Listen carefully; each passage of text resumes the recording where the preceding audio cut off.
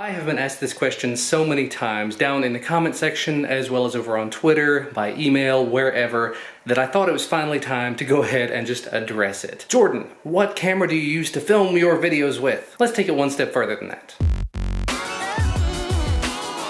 And before we go any further, I'm going to go ahead and apologize in advance. My office is an absolute wreck. It pretty much stays a wreck all the time. But I'm going to show you a wide shot and then go into all of the individual components. So let's get started. So herein lies the mess. This whole area over here is not really involved with the filming, so we'll just avoid that for the moment. But this is basically the filmmaking setup. This is the way that I make the videos. To answer everyone's first and most obvious question, what camera do you film the videos with?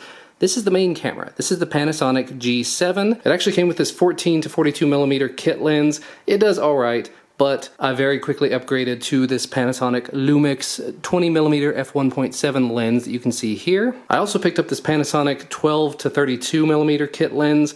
This comes with a lot of their newer cameras, but did not come with the G7. This is a little bit wider angle and a lot more compact than the 14 to 42, so if I wanted to take the G7 around with me somewhere, this would be the lens that I would take with me, and I would keep this 20 millimeter with me as a backup. In terms of the overhead camera, this is the one that points down at whatever item it is I'm looking at the time. This is the Sony FDR AX33.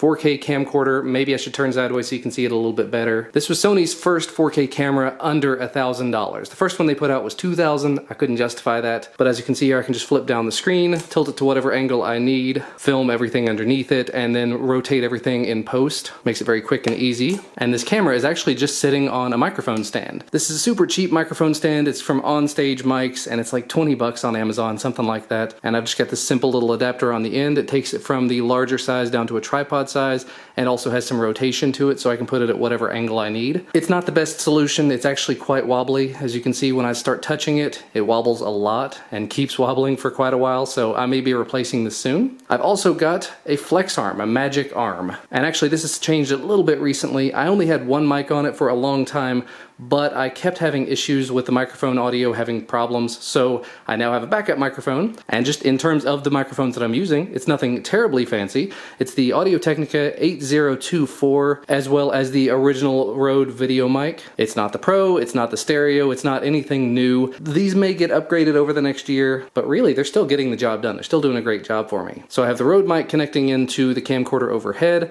and then I have the Audio-Technica coming out to this ridiculously thick 3.5 millimeter cable that goes into the G7. I probably ought to be using an external recorder for all of that and syncing it up in post. I just normally don't. Another little piece of kit that's actually been really handy with all this setup. The G7 has some Wi-Fi built into it, but the app I just always had problems out of, so I picked up this super cheap remote for the G7. Just plug it into the side. I can push it down halfway to focus and all the way in order to start filming. And that's actually the majority of the camera setup for now, so if that's what you were curious about, thanks for watching. If you'd like to stick around though, I also have a bunch of lights set up. I've talked about these quite a few times, but I've got the Yongnuo YN300 panels. I've got one up here on this side and one over on this side. I don't currently have them turned on, but I've got soft boxes over them, so when I do want to turn them on, I just use this little Bluetooth remote. I hit the on button. They both come on to whatever setting I had them on last. Turn them off like that. As you can see, I've also got the Neewer ring light here. If I want to turn it on, I've got a remote for it. Just hit that button, it comes on. Hit the button, it goes off. This is actually the eTech City remote, goes to the outlets. I talked about it in an Amazon inexpensive items video a long time ago, but I use that to control the Neewer light, as well as the light in the corner that you can't see because it's turned on and it's overexposed. There we go. That's just a super simple Walmart lamp that has some very bright compact fluorescent bulbs in it, down there as well as up here. Turn it on and you can see it just fills up that whole corner of the room with light, and when added together with all the other things, it makes a pretty nice overall light. And the last thing to sort of mention when I'm filming videos is the Audio-Technica AT2020 USB microphone. Inside of this CAD Audio AcoustiShield, if I'm doing a voiceover, I probably am using that Audio-Technica microphone because this provides a lot of sound isolation, makes it very easy to get good sound that I can just take straight into the laptop. Also, generally speaking, if I'm doing any sort of filming on the go, if I'm in the car, or if I'm filming in the living room or anything, I'm probably not using my main two cameras that I showed earlier. I'm probably using the camera that I'm actually filming with at the moment. This is the Panasonic LX10.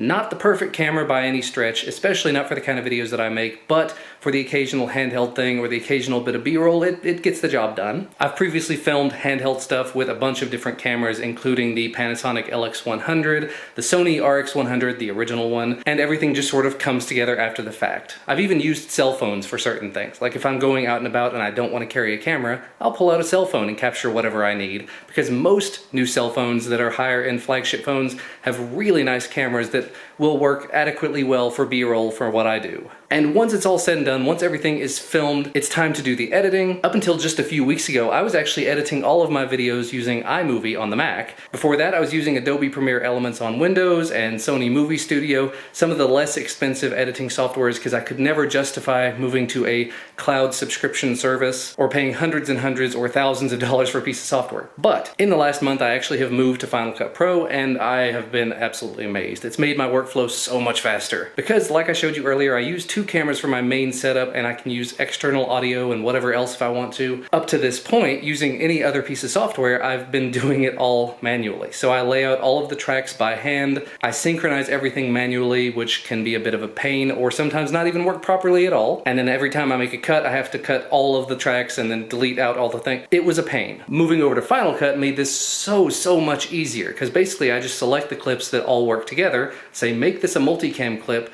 and then pick which angle I want to use at any given time, and it figures it out for me. It makes all the appropriate cuts for me, it puts everything where it needs to be. It has made things so much easier. And actually, that's probably where I'm gonna go ahead and wrap things up for today. If you have any other questions or anything else you'd like to know about my setup or the way that I make videos or anything like that, definitely let me know down in the comments or ping me over on Twitter or send me an email or something. I do my best to reply to as many people as I can, but as you may have noticed in the comments lately, I have not been replying to absolutely everything. It's getting a little bit out of hand, but I try. So thank you guys as always for watching. Make sure to hit the like button if you liked it. Subscribe to the channel to get notified about any new video I put out. A lot of the stuff that I've talked about here, a lot of the products that I'm using, I've actually made videos about them individually, so maybe I can link to those down below as well. Things might change over the next few months. I may be rearranging things, but this is the way I've been using it for a little while, so I thought it was time to show you guys. So thanks again for watching. We'll see you next time.